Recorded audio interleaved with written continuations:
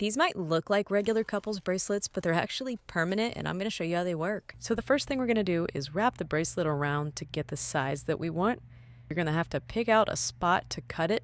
Be thinking about how tight or how loose you want it. It is permanent, so you might want to do it a little tighter than you normally would so it doesn't get caught on things.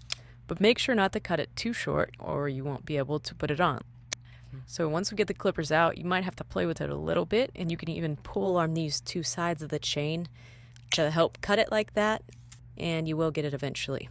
So this is the clasp. We're going to twist the clasp out so that we can put it on the bracelet. You can just use your hands and your pliers and make sure that you don't do it too far, and then do the same thing on the other end. This is a lot easier with a partner, so keep that in mind. Now this step you need to check to make sure that you like the size of your bracelet before you lock it in, because once you lock it in, you're not going to be able to change it. Now the first thing we're going to do is push this clasp back in line and make sure it's perfectly in line before you push it in, or you'll mess up the clasp. This is the most important part. You need to make sure that you can push the clasp in far enough to be able to close the fold into the rivet. Make sure that you can see that little rivet before you close the fold, but don't push the clasp in too hard or you can mess it up. Then you're just closing that fold into the rivet. You can do a couple different angles to make sure that you close it properly and lock it in. So here's an example of how hard it is to pull off when it is closed correctly.